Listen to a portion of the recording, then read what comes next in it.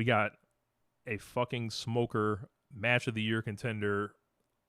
One of the best matches to ever occur on AEW Dynamite. A 5-star match, absolutely. I think Dave ended up going 5.5 on this. And Will Ospreay versus Konosuke Takeshita semifinal match, rematch of their match from Revolution last year, which was one of my other favorite matches of all time. This here was just like, I was yelling at my screen, James. Like, this was just making me think I was watching, a long time ago, I think on this show I might have said, I think Ospreay and Takeshita are the next generation of, like, Okada versus Omega. Mm-hmm. And they ain't proved me wrong yet. Like, this just makes me feel better and better and better about these guys, because the placement of the things in this match to take the fans higher and higher and higher, and the crowd just get more into it and more into it. And it's just like they keep repeatedly busting the audience open, for lack of better words. Like, I thought it was just like, I was yelling voice notes in the Discord. Like, I was... Say that again? They was doing what to the crowd? They were busting the crowd open. Like, yes. Yes. They were literally... The fun match reflects me. Yeah. They were literally like...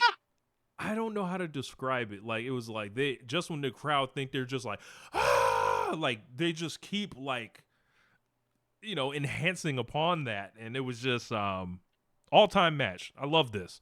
Will Ospreay, fucking sorcerer, out of this world, and Konosuke Takeshita, he's got a most outstanding argument right now. Just everything that this guy is touching is just yeah. This match was awesome. It was so awesome that I actually rewatched the Revolution match because I actually yesterday was watching the first two playoff games. In there was like an hour before WrestleMania was supposed to start. I don't watch it. I don't watch it at start. So I was like, I got some time. I was at the house for Easter, so I was like, all right. Kane's with me watching the first two games. I put on Revolution. Ospreay Takeshita. Kane losing his fucking mind. He loves Will Ospreay. And then after that, I put on the Danielson match at Dynasty. Yeah. And he likes Danielson. He didn't like Danielson versus Ospreay. He loves Ospreay now. He only saw 2 matches ever now. He loves him now. But yeah, man, the greatest wrestler of all time.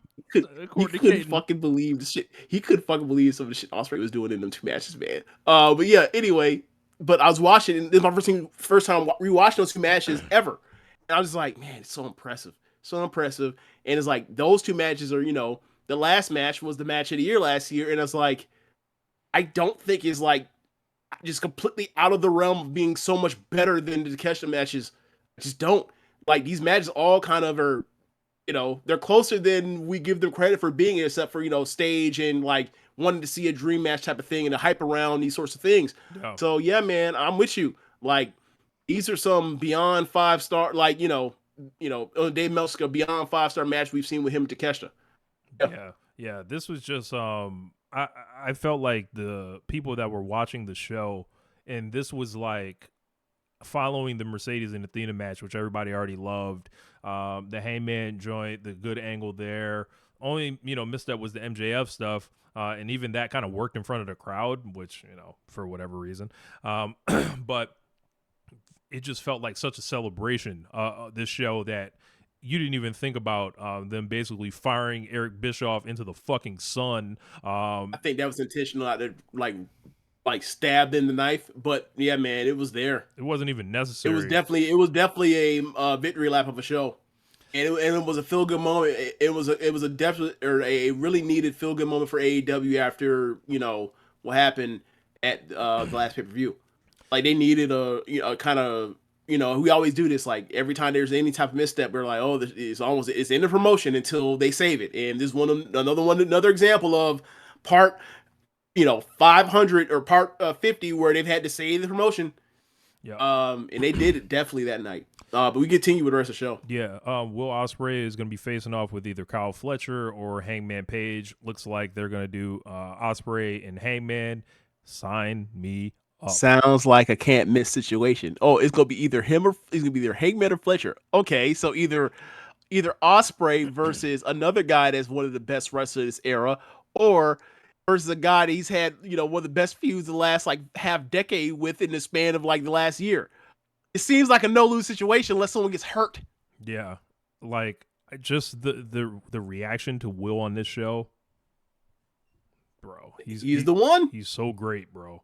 He's so great. He's the one. Like, and they have like we always talk about the cluster of guys that they have that are in their early 30s that are just these super workers, and they all fucking like each other. This is so rare. Or maybe even their late 20s. Appreciate this. I beg of you guys, appreciate this, because like contracts break these things up, injuries break these things up, and just timing break these things up. While these guys are all here, appreciate the fact that they are willing to do business with each other, and this whole thing is just going to be how far can they take it.